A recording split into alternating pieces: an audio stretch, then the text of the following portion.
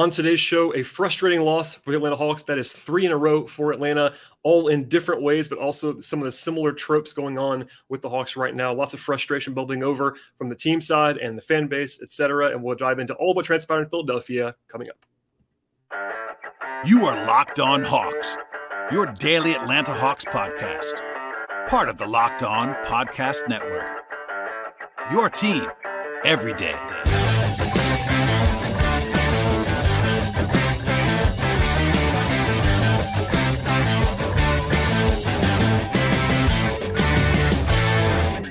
Hello, friends. Welcome to episode 1357 of the Locked On Hawks podcast. I am your host, Rowland, coming to you on a Monday evening into Tuesday here in late November. And I want to thank you for listening to the podcast today. You're making us your first listen each and every day on the Locked On Hawks podcast. You can find us across podcast platforms, Apple Podcasts, Spotify, Stitcher, TuneIn Radio, Odyssey, as well as on YouTube for the video portion of the podcast.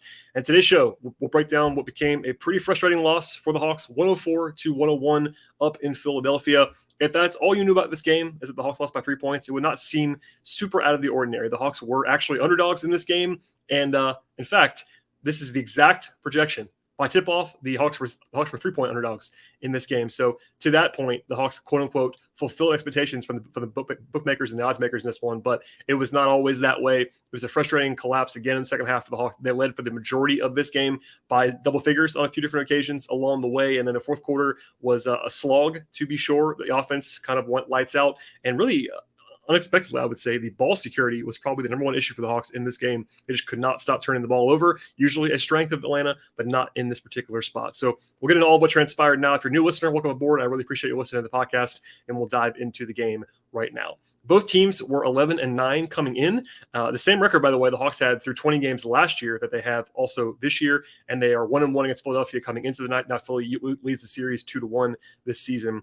A lot of injury issues, a lot of questions coming into the game on both sides for the Hawks. It was Capella was questionable once again with the dental issue, ended up coming back in this game and playing well. DeAndre Hunter was questionable with left foot soreness, ended up playing. And then Jalen Johnson missed a game tonight actually with right ankle soreness. He was questionable and then ruled out before tip-off. Still nice to have Capella back. Hunter looked fine to me physically, and Bogdanović still is out for the Hawks.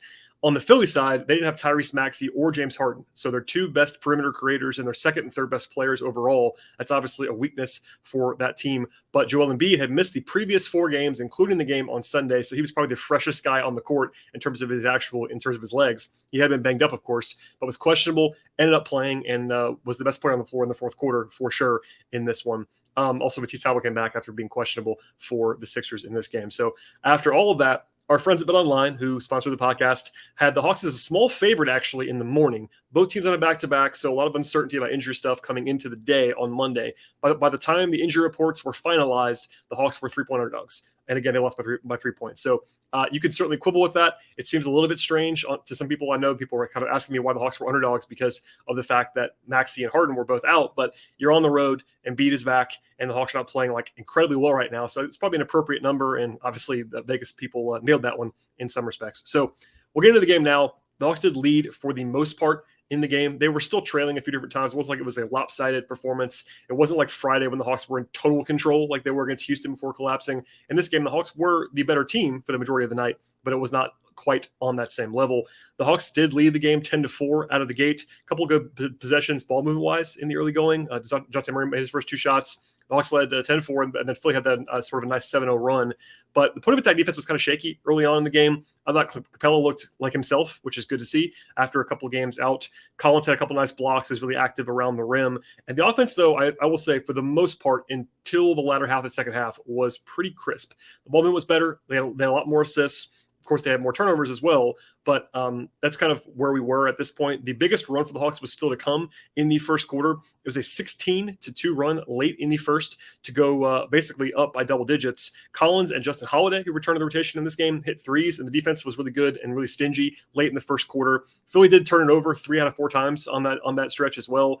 Rotationally, it was not a huge surprise to me because with Jalen out, I speculated that the Hawks might go back to Justin Holiday at the 4, basically. That's what happened in this spot. There's a little bit of Hunter at the 4. But for the most part, it was Holiday in that sort of small ball 4 role alongside AJ Griffin on the second unit. Trent Forrest also played again for the second straight night. If you missed out on Sunday, Trent Forrest kind of replaced Aaron Holiday, and I think it's given them some decent minutes in both games. Also, they went back to the old look with Trae Young sitting in the middle of the first quarter.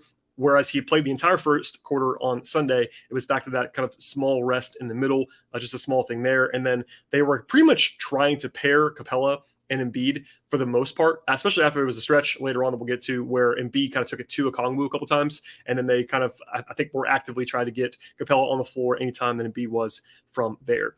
Philly did hit a 3 at the end of the first quarter to cut the lead down to 11, but a great quarter overall, a 141 offensive rating with 5 offensive rebounds in the first quarter. They were slinging the ball around, 9 assists. They were really balanced scoring-wise. Then defensively, it was pretty good at the outset as well. The second quarter was not as crisp. As you can see on the scoreboard, it was 28-21, and the Hawks were not necessarily playing their best basketball in the second quarter, but still they were in good shape because of the first quarter and the gains that were made there.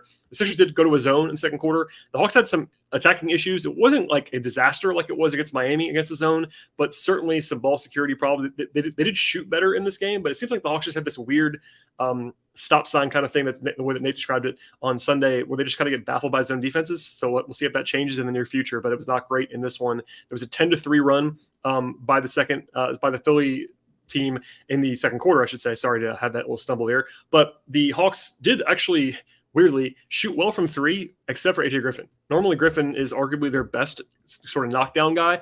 And AJ was 1 of 6 in this game. And the Hawks actually, the rest of the team was 11 of 21. So that was a little bit of a weird kind of back and forth.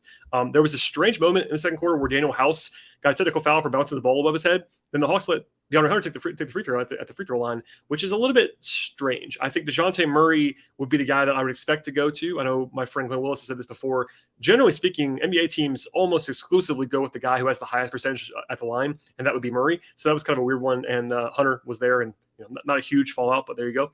The Hawks led by like 8 to 10 points for the majority of the second quarter. They got into the bonus pretty early. They did lead by 16. That was the high water mark of the game late in the first half. And then there was a nice run by Philadelphia, unfortunately, at the end of the first half. In the middle of that, I will say Trae Young had one of his nightly absurd, preposterous passes that one that he whipped to Hunter, kind of which with ease from the top of the key. Hunter had 3 fouls, though, but so they had to go to Justin Holiday late. They actually would have been normally AJ Griffin, and I think Nate kind of leaned more on Justin a couple times when it might have been AJ in previous games.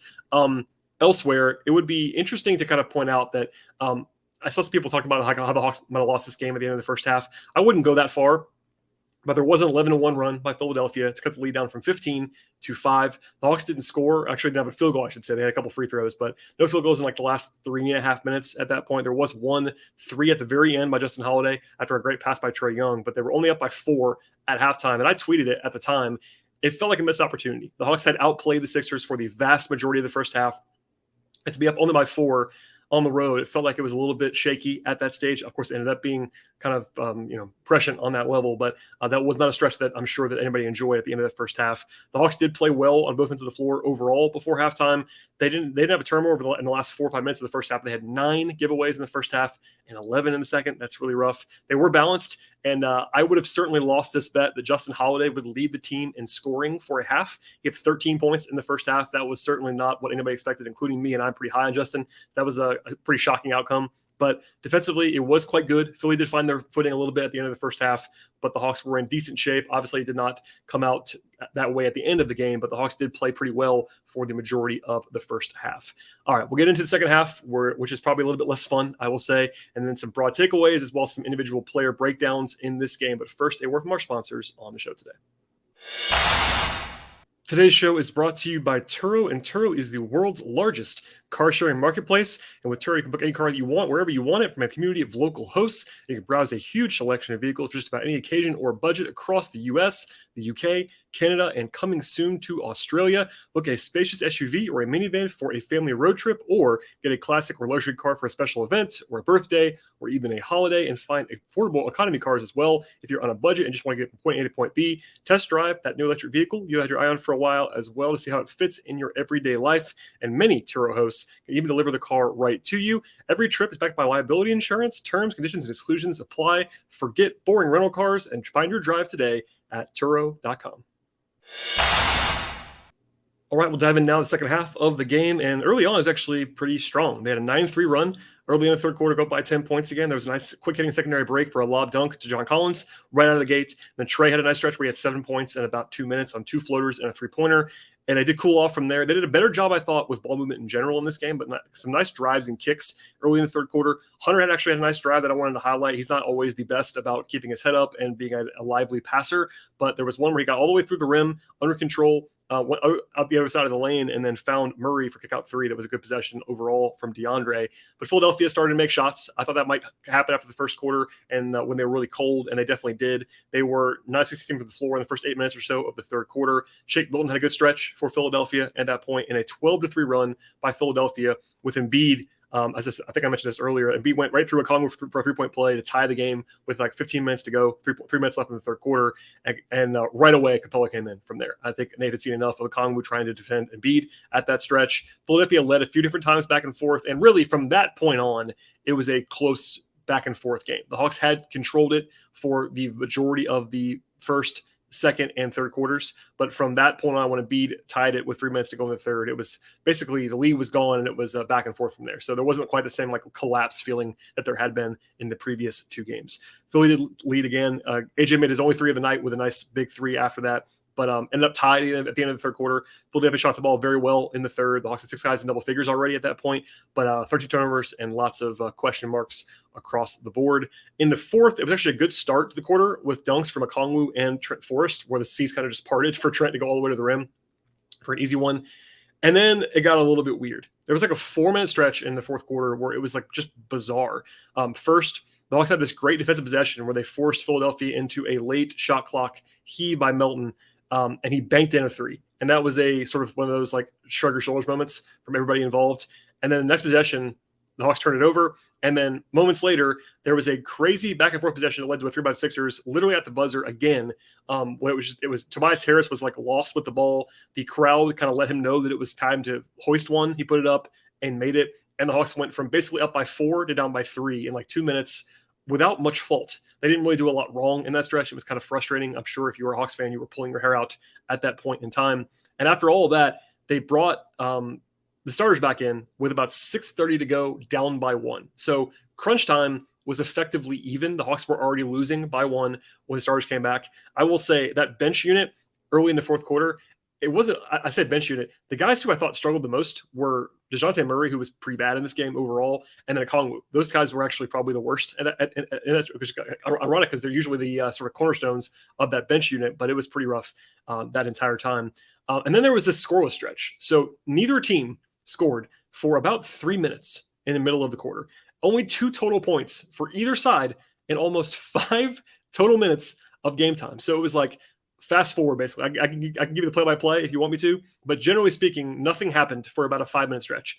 And then finally, Trae Young hit a floater with like 5 minutes to go to snap that. There was some controversy with 5:07 to play, with John Collins being fouled hard by Joel Embiid. Collins got very upset and popped up and was jawing at Embiid in the bench. I don't blame him at all for that. It was a pretty hard foul by Embiid. He got a technical foul along with George Niang for some chatter. I'm not really sure exactly what happened there. But anyway, there's a flagrant foul review. It was kept to be a common foul. It wasn't a terrible call. I thought it might have been a flagrant one, but I don't know. Just spirit of the rule is always there's always some interesting nuance on flagrant foul calls. But generally speaking, Collins was bothered by that. He got up, took free throws, split them, and the Hawks went up by 2 points. And by the way, free throw line was definitely something that bothered the Hawks throughout this game, especially down the stretch. Philly tied it. There's lots of back and forth. There was actually a couple of good ball possessions and some patient possessions in there. Hunter hit a smooth mid-range jump shot to go up by 3, and that was probably the high watermark of that entire crunch time period.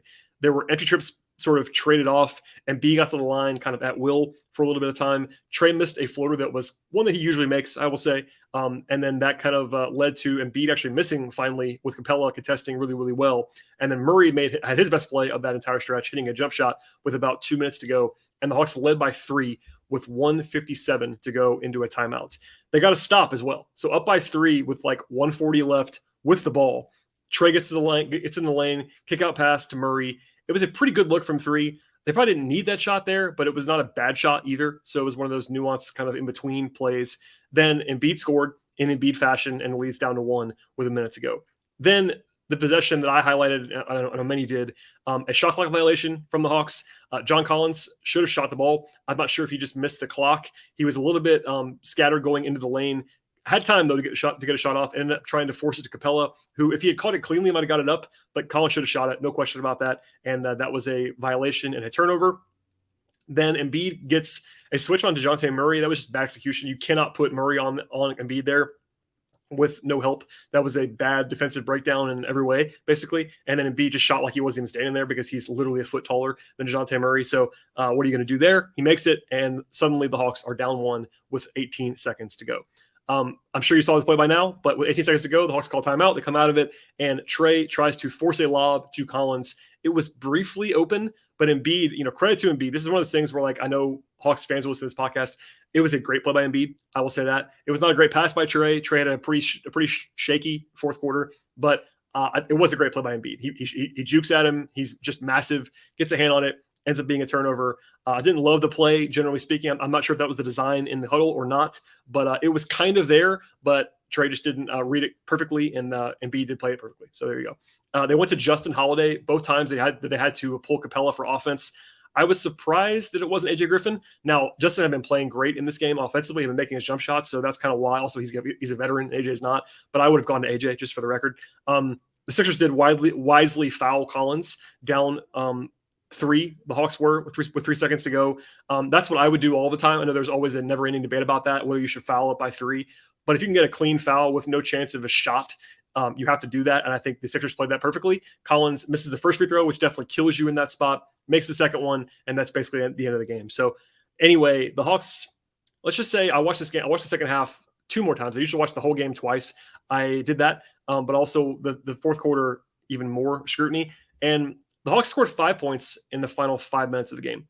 And one of those 5 points was the free throw by Collins that was a purposeful foul by Philadelphia. So really only 4 points in actual flow of play in 5 minutes. And part of that is that the Hawks played at an absolutely glacial pace offensively in the fourth quarter. That's nothing new. And I will say everything slows down at the end of NBA games, generally speaking. That is a factor in this, but the Hawks are particularly bad at it recently. The Houston game was egregious. They were walking the ball before every time.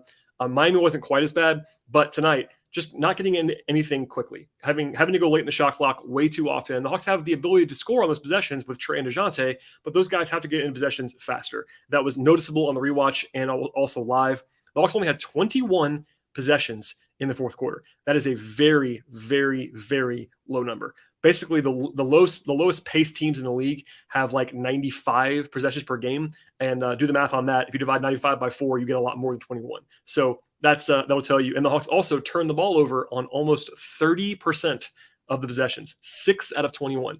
That's really, really bad. So some stagnation offensively. They actually shot the ball very well in the fourth quarter, which is going to sound crazy because I'm about to tell you the other thing. The Hawks shot it well, 50% plus in the fourth quarter, and had an offensive rating of 83.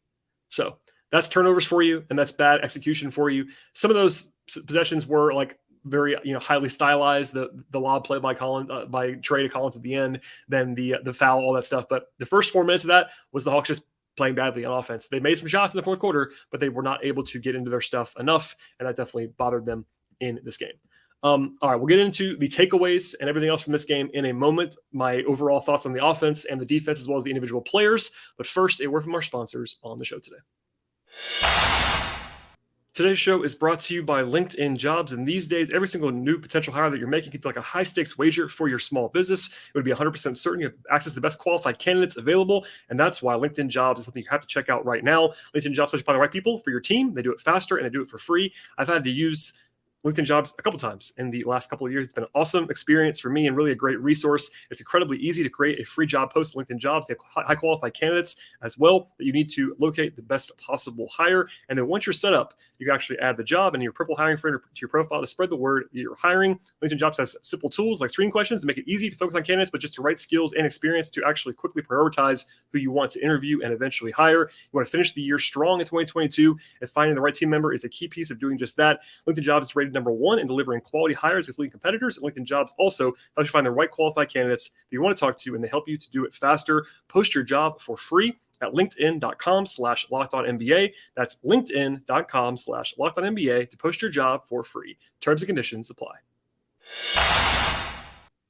Looking at the offense for the entire game for Atlanta, the numbers are pretty unsightly. They had a 104 offensive rating. That is going to get you beat more often than not. A 96 offensive rating in the second half per NBA.com. That is terrible, obviously. They shot the ball pretty well the entire night, actually. 44% from three is actually a gift for the Hawks. They've been shooting the ball poorly all year long. They made a bunch of shots in this one, especially Holiday. And Lee averaged or so on twos. They were totally fine there. And they had 26 assists on 37 field goals. That's a good ratio. And I will say the ball movement was pretty good in comparison to the last few games until late in the fourth quarter, but there were some strides there. So I want to try to be even about things. I know people are frustrated, and rightly so. If there was a couple of things to look at offensively that were positive, one of them was the ball movement was better.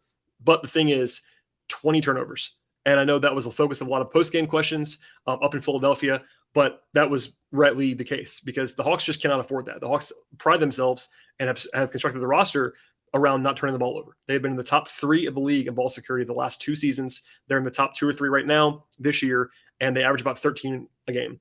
Tonight was 20, and they had 6 in the fourth quarter. They just could not overcome that at all. The zone, again, bothered them quite a bit. It wasn't as bad as Miami, but they sputtered against it. It's very clear to me, at least in a small sample size, that both Trey and DeJounte are not comfortable against that zone look.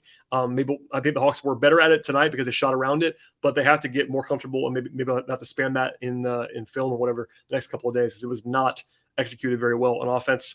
Also at the free throw line, the Hawks have been awesome this year, making free throws, not necessarily creating them, but they were coming into the night. They were number 3 in the league at 84%. From the line. And tonight they were 15 of 22. That was their second worst performance of the season at the line. And Collins had his worst night at the line all season long. I believe he was 4 of 8. That was a big part of the problem. But Hunter missed 1 and Capella missed 2, and there you go.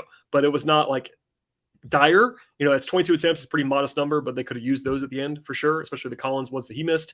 And then the possession battle overall. We'll get into the defense in a second, and it was better than the offense. But in total, the Hawks took 12 fewer shots from the field than Philadelphia. If you're a listener to this podcast regularly, you might know that I do this every once in a while, but if you just do the math on that and just think logically, if one team takes 12 shots more than the other, that team's going to win more often than not. The Hawks did take 4 more free throw attempts than Philadelphia. That's only 2 possessions, though. So basically, if you want to go shooting possessions, Philadelphia had 10 more of those. And it's hard to win if you take that many fewer shots than your opponent. Defensively, the Hawks did play pretty well for the most part. They had a 109 defensive rating in the game, and that's better than their average for the season against Philadelphia with Embiid. That's a perfectly fine number on the road. And broadly speaking, I think defense did its job for the most part in this game. Philadelphia did shoot the ball below average, actually, for the whole game. Now, they were better in the second half, 50% from the floor after halftime, and the Hawks only had 12 turnovers. That's not really what they do on defense either. They were good on the defensive glass with Capella back, and they did keep Philadelphia off the free throw line for the most part. And even in the fourth quarter, when it seemed like the Hawks were getting beaten, they lost the quarter by 3 points. The Hawks held the Sixers to 1 point per possession in the fourth quarter. So it wasn't like the Hawks had issues defensively, is that they couldn't score once again. It was kind of a mirror of the Houston game in which the Hawks were good on offense for 3 quarters and then stopped scoring. But they were better defensively the entire way in this one. So, I usually do like which side was more to blame. It was definitely the offense again in this game. I shared a bunch of stats during the day on both my Patreon, which is patreon.com/BTRowland, or also on my Twitter page about how the offense has scuffled this year. And it got even worse after this performance. So there are definitely warning signs. We'll probably have more on that in the near future on the podcast, but the offense continues to sputter. The Hawks are now like solidly they're solidly in the bottom 10 on offense, which is like unthinkable for a team that has Trae Young healthy and playing. But that's where they are, and they are not scoring at a high enough level so far this season. As for the players in this game, a 9-man group that appeared. Trent Forrest will start there. He played 15 minutes, 4 points, 3 rebounds, 2 assists, 2 steals. Did have 2 turnovers, so that's a little bit more than you would want from Trent, but he got 4 shots up. I said this a little bit more on Sunday, but I think generally speaking, he's doing what they ask him to do. He's not a shooter, and he gets looked off the 3-point line quite a bit, but he attacked, had a nice dunk. The turnovers is the one thing you can't have from Trent Forrest, but he had 2 steals, and he was active defensively. I think he's played pretty well through the first 2 games of his appearances. Jalen was out, so there was Justin Holiday. It's kind of funny. Holiday was minus 13. I don't think he earned that at all. I think if you watch this game, that's not because of Justin Holiday. In fact, he had 16 points, which is crazy high for him.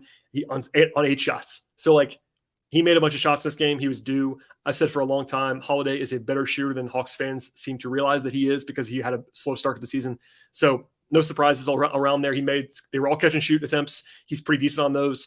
Defensively, he was fine, had an assist. And yeah, whatever it was a nice spark for him as a shooter against the zone. And I think it was probably, just a fine game for him overall because of that. AJ couldn't make a shot, 1 of 6 from the floor, 3 points, played less than you would have thought in this game with Jalen out, but because they went to Holiday a little bit more, did have a steal, had 2 rebounds, but he'll have better nights than this. I don't want him to get shy at all. I think it's good that he's taking a bunch of shots. At one point, I believe he had missed like 3 of 18 over the last 2 games before he made that 3 at the end of his stint. So he's not been dialed in right now, but it is good to see him like just keep shooting because it's what he's going to have to do. And then Okongwu. So I talked about this a little bit last night on the show. If you missed it, I did a full breakdown of the game on Sunday, the game against Miami. But Okongwu has been struggling, and that continued in this game. The Embiid matchup is a tough one for him no matter what, so that's part of this. But even against Paul Reed, he wasn't dominating. He wasn't playing well. He wasn't making an impact. Took 1 shot, 2 rebounds, had an assist, had a block, had 2 turnovers.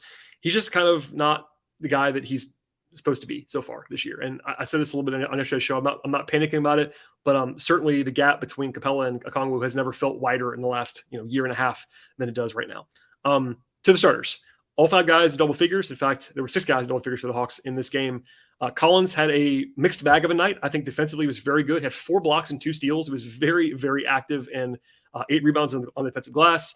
He was good there. Offensively, he was efficient, except for the free throw line. So 13 points on 12 shooting possessions, and it's because he missed 4 free throws. If he usually makes at least 6, if not 7 of those 8, that would have helped for sure. Offensively, he had that bad shot clock violation down the stretch and the free throw shooting, so some uneven moments there. I think he was pretty solid. They were +6 when he played in the game, but he was not as good as he could have been if not for the offensive stuff at the end of the game. But kind of an on-brand night. He made his first 3. It was 1 of 4 again, and he's just not making threes again. That's continuing, but we'll leave it there for now. But you cannot fake 6 stocks, 4 blocks and 2 steals is pretty valuable.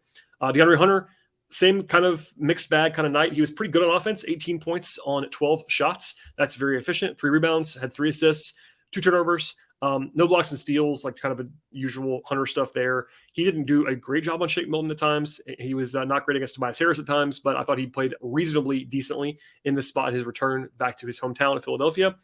Capella was good again. Embiid got the best of him at the end of the game, as Embiid is going to do. Embiid is awesome, and that's part of the deal here. But when Capella was on him, it was not quite as bad. 10 points, 16 rebounds, I should say, 1 steal, 1 turnover. He had 1 post-up against Embiid that went very poorly, which had to be said. And also, I think he missed 2, maybe 3 tips on 1 possession. I'm not sure if they all counted them all as shot attempts, but that was a frustrating one. But in general, Clint is still anchoring the defense at a high level, and the Hawks are just better when he plays. There's no question about that. And then the backcourt. So we'll start with Trey.